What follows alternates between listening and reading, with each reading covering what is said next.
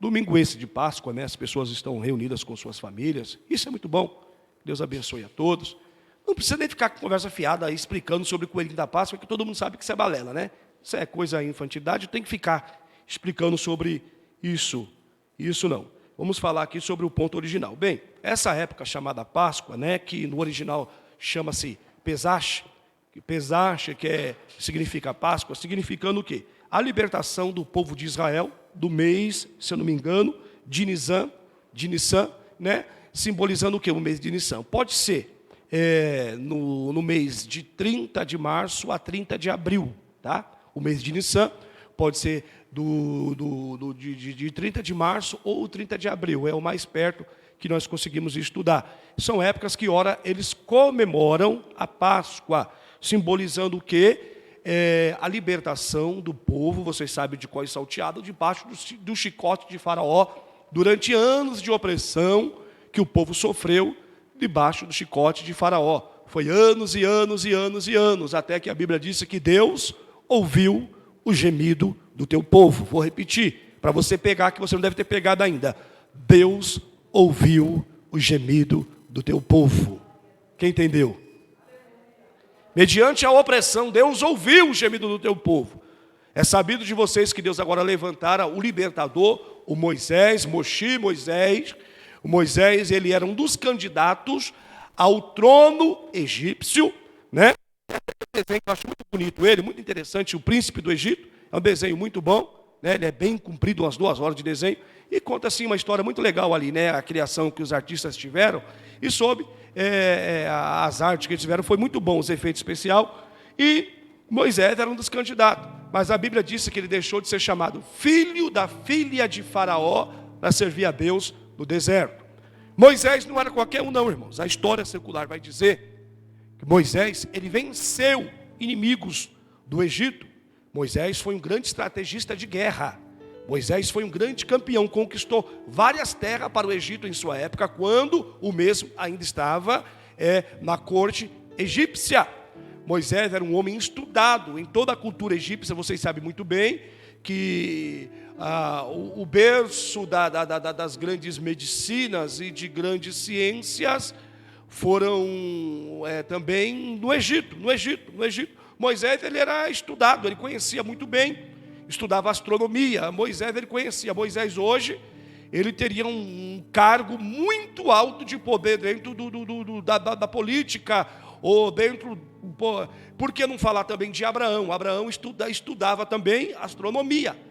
Deus falou com Abraão, olha para as estrelas. Deus usou uma coisa que Abraão conhecia. Abraão hoje estudaria onde? Na NASA. Então o que acontece? Moisés não era qualquer um. Moisés era um homem que tinha toda a sua formação, mas Deus esvaziou Moisés. Deus tirou todo o orgulho de Moisés. Deus tirou todo o orgulho dos canudos e diplomas que Moisés tinha. Moisés foi servir a Deus no deserto. Vocês sabem muito bem a história. Lá ele conhece a tua esposa Zípora, entre uma contenda entre os pastores do seu sogro, que ia ser, não era seu sogro, depois ia ser o sogro Jetro. Conhece a sua esposa, e Moisés defende aquelas pastoras, defende aquelas meninas, né? E Moisés, ele se apaixona por uma delas e casa-se. E Moisés tem, se eu não me engano, 2 filhos, Gerson, o nome do outro eu já não lembro mais, né? E aí segue-se a história. Moisés, Deus o chama ele na sarça, você conhece, um fogo que não se consumia,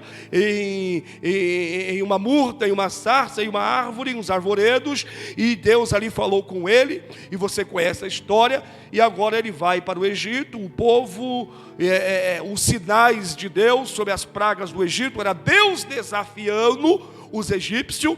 A ciência disse que quando o egípcio ficou escuro, disse que aconteceu que foi um vulcão que entrou em erupção em uma região não tão distante, e as cinzas daquele vulcão que foram espalhados, deixou os céus da África, porque o Egito pertence à África, né?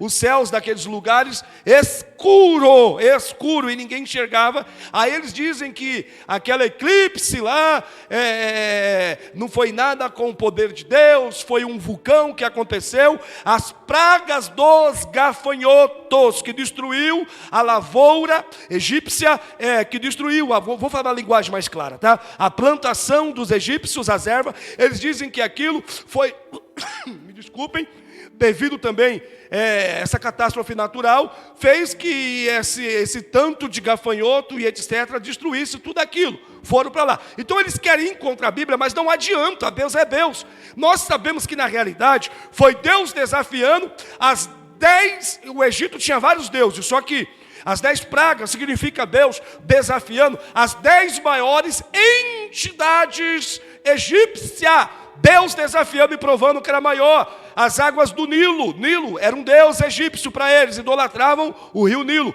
O rio Nilo até hoje está lá no Egito, né? E é um rio que tem ajudado muito na pecuária egípcia, ajudado muito lá na plantação, em manter-se os viveiros lá no Egito. Então, eles tiram o Nilo como um deus. Aí acontece que as águas do Nilo se tornam em sangue. A ciência vai dizer que existia algumas algas, algumas plantas aquáticas que lançou para fora umas resinas vermelhas, e isso causou uma intoxicação na água, e devido à água estar tóxica, acabou um pouco, como que eu posso dizer, na água, o oxigênio dos peixes, e isso aí matou os peixes. Eles dizem isso, mas nós sabemos que foi o Deus Todo-Poderoso, pela autoridade do nome dele, que usara Moisés. Então, a Bíblia Sagrada é a Bíblia, irmão, o resto é balela. O A falou, o B falou, eu estou com a Bíblia. O teólogo falou, o doutor falou, eu estou com a Bíblia. Como diz doutor Abílio Santana, deputado federal e pastor, Bíblia é Bíblia e o resto é rodapé. Bíblia é Bíblia e o resto é rodapé. É que o original, que no seu irmão, eu estou preocupado com o original, eu estou preocupado com a Bíblia, com a revelação do Espírito Santo de Deus, através da palavra de Deus. Eu prefiro ouvir um Zé da Roça, cheio do Espírito Santo, que chama Jesus de Jesus, mas prega na simplicidade e na unção de Deus, do que um aneludo, cheio do vernáculo da língua portuguesa e que é vazio de Deus. Eu prefiro ouvir Bíblia Sagrada. Escute bem, então nós vamos entender o seguinte, que aqui acontece, é claro que não é menosprezando a história, não é menosprezando a hermenêutica, nem a teologia, mas eu prefiro a Bíblia Sagrada, a palavra de Deus, mensagem simples e eficaz que entra em cada coração. Então, a Bíblia Sagrada vem nos ensinar o seguinte, que agora o povo, depois dessas pragas do Egito, o próprio Deus permite que o coração de Faraó seja endurecido, até que Faraó queria o seguinte, mas tem um parêntese aqui, o Faraó vem com uma história, você pode ir, mas deixa aí as mulheres e as crianças. Moisés, não. Pode ir, deixa aqui alguns homens. Moisés, não. Nem uma unha ficará no povo de Deus no Egito. Nem uma unha. Então estão querendo mudar as coisas hoje em dia. Coisa do Egito não serve para a igreja, porque nós somos libertos. Coisas do Egito não servem para a igreja, porque nós estamos libertos pelo poderoso de Jesus. Não tem problema tomar umazinha. Não tem, vai para o inferno se continuar tomando. Porque nem uma unha para ficar no Egito. Não tem problema não, pastor, é um vinhozinho, irmão, não fica arrumando desculpa não. A Bíblia diz que sede santo em toda maneira de viver. Ou você serve a Deus ou não serve. Irmão, quem é rebelde, quer deixar a unha lá no Egito, quer deixar um pedacinho no Egito, fica arrumando desculpa. E fica procurando versículos isolados da Bíblia para querer combater. Nenhuma unha ficará no Egito. Ou a gente serve a Deus ou não serve, nenhuma unha. Moisés falou, não vai ficar nenhuma unha aqui não, o povo vai ter que sair daqui.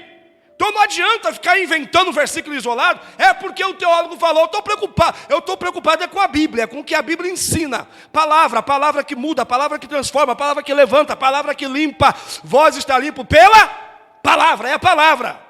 tem esse negócio não, é a Bíblia, é a Bíblia. Ô, irmão, eu prego aqui, o povo não obedece que eu não quero. Também não sou obrigado a enfiar a Bíblia na cabeça de ninguém. Se você quiser obedecer, você obedece. Se você não quiser, você vai dar conta a Deus. Eu mostro o caminho para a igreja, ó, o caminho da adoração é esse. O caminho do sacerdócio que leva à adoração é esse. Agora, se a pessoa não quiser, todos aqui são maiores e vacinados, todos têm suas responsabilidades. E a Bíblia não facilita nem para mim e nem para você. Na mão de Deus tem uma balança, e a balança de Deus tem um peso certo. Está cortando? Mas é a Bíblia. Então Moisés falou, nenhuma unha vai ficar. Nenhuma unha. Então, aconteceu o quê? Deus falou, vou terminar rapidinho, meu horário já está indo já, ainda eu tenho alguns minutos. A Bíblia diz o seguinte, Moisés, fala para o povo, o quê? Fala para as famílias, dependendo do tanto de família que tem, né? Pega um cordeiro, ou um cabrito novo, macho, um cabrito novo, prepara ele, porque vai acontecer o seguinte, vocês vão pegar a cabeça, vão pegar a buchada, vão pegar os pés desse cabrito, vão assar, não é para cozinhar, é para assar, vão comer assado, vão comer ervas amargas, e vocês vão passar o sangue no umbral da porta, porque o anjo exterminador, você sabe que ia passar, e todo primogênito no Egito seria ceifado. Foi a última praga, foi o último juízo de Deus que caiu sobre o Egito, vocês conhecem. Então reuniu-se as famílias se reuniram, ervas amargas, significando o quê? A amargura do Egito, significando o quê? Eles comeram ervas amargas, significando o tempo de amargura que eles viveram lá. Irmão, você não tem nada com o diabo, nem eu tenho nada com o diabo, não tenho nada com o mundo, eu não tenho nada com o capeta, nem você tem nada com ele. Está entendendo? Então muitas das vezes você fica lembrando das amarguras que você sofreu lá. Outro dia eu li no Facebook, eu achei até legal o que a pessoa postou, eu achei legal. Tem umas palhaçadas que eu nem vejo, eu excluo, mas tem umas coisas que eu acho legal. A pessoa postou o seguinte, né?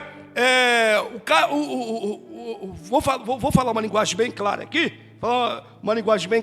A pessoa fica falando isso e isso dentro da igreja, e reclama, e vê defeito, e mete um pau nos outros, e acha que ele é mais santo, e acha que o A e o B tem defeito. Irmão, eu tenho inúmeros. Se você for puxar minha capivara aqui, de defeito, vai virar lá embaixo, vai atravessar a cidade, vai ter muito mais. Mas ainda bem que eu estou debaixo do sangue do Cordeiro de Deus.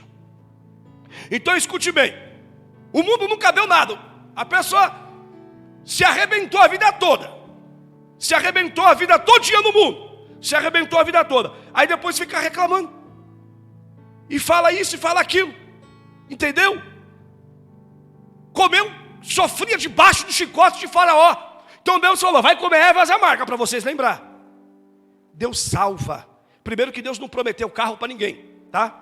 Isso vai ser consequência do seu trabalho, sua prosperidade vai ser da consequência do seu esforço. Deus não prometeu casa nova para ninguém, tá bom? Isso vai ser consequência do seu esforço, sua prosperidade vai vir da sua obediência a Deus, daquilo que você devolve no altar, Deus vai te fazer prosperar, porque é promessa de Deus. Deus não prometeu que ninguém aqui vai ficar rico, nem milionário. Não é pecado ser rico, claro que não. Se Deus quiser me deixar rico, Jesus, eu estou aqui, tá?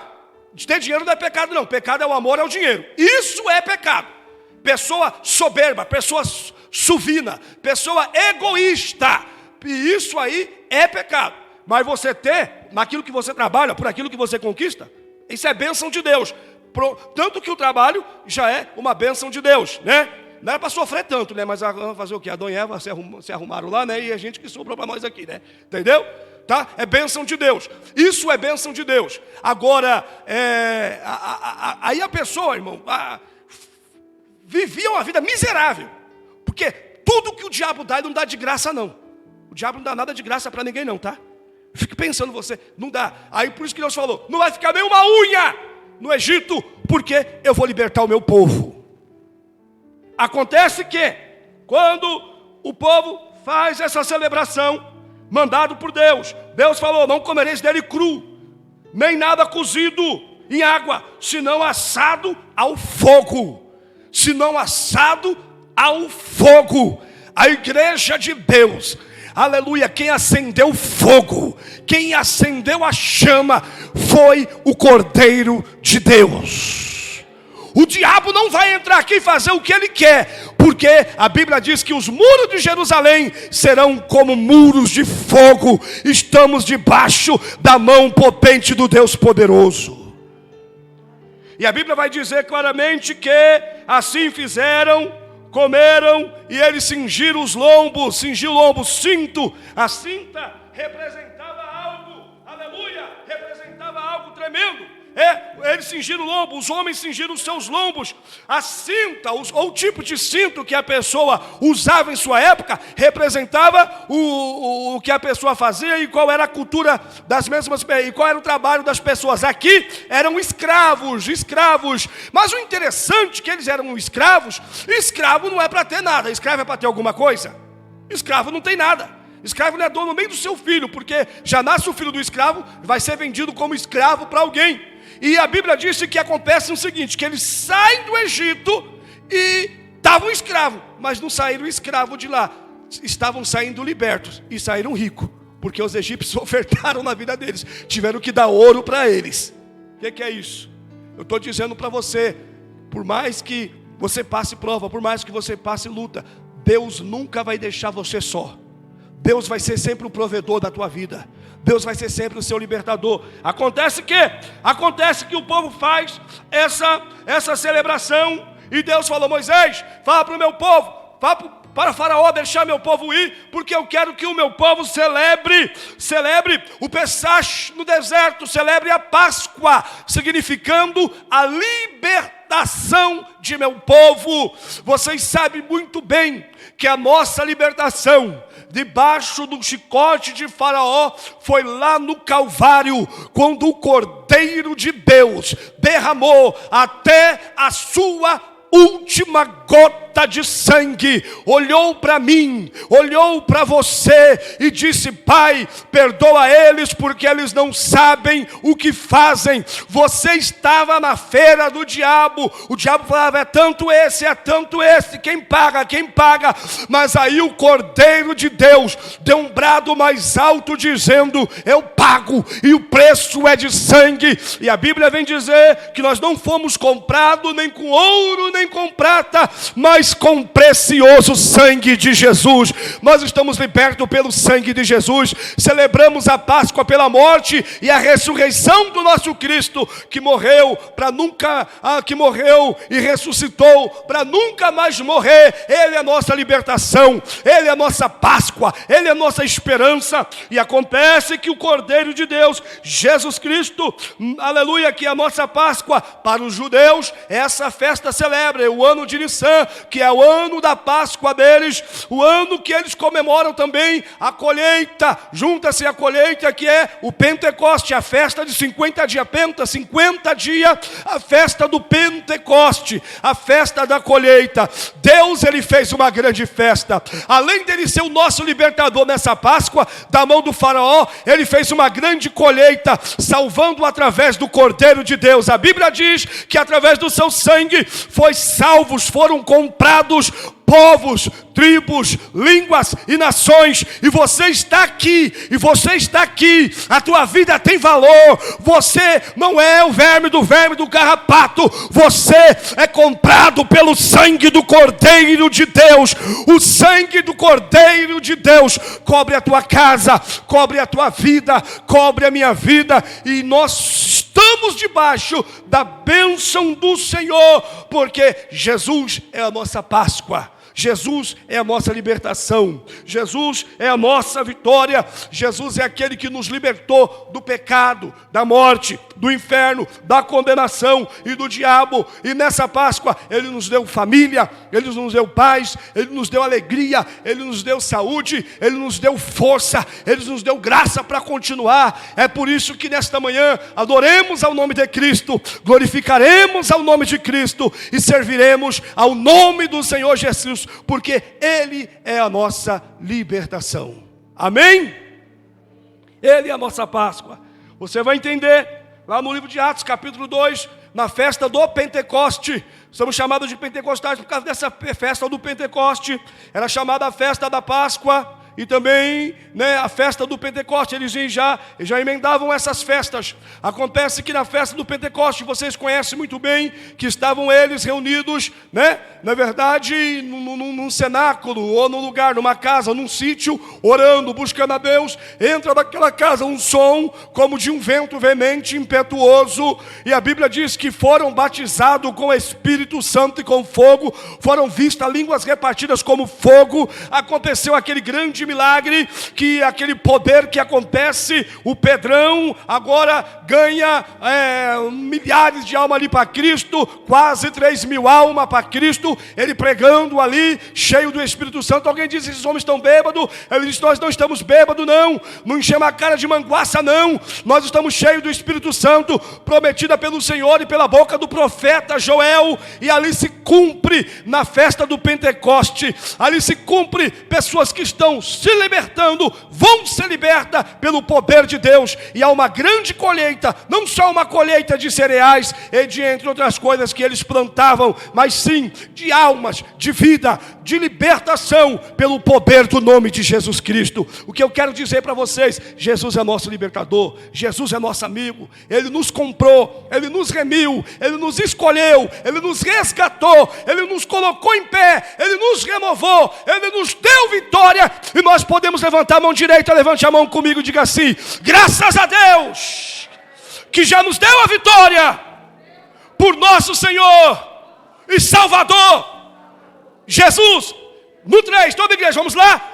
Graças a Deus, diga: ao nosso Deus, que já nos deu a vitória, por nosso Senhor e Salvador, Jesus. Oh, glória a Deus. Para encerrar, olha para alguém e diga: Jesus, Ele garante a tua vitória.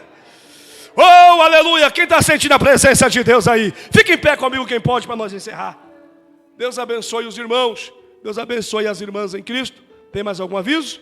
Deus abençoe. Eu quero orar, depois de dar os avisos aí, Deus, eu quero te agradecer nessa Páscoa pela vida dos meus irmãos, pela vida das minhas irmãs. Eu quero te agradecer nessa Páscoa pela vida de todos os teus servos e de todas as tuas servas. Eu quero te agradecer aqui nessa Páscoa, pois nós não comemoramos apenas uma festa frívola, mas sim verdadeira, porque todo dia o Senhor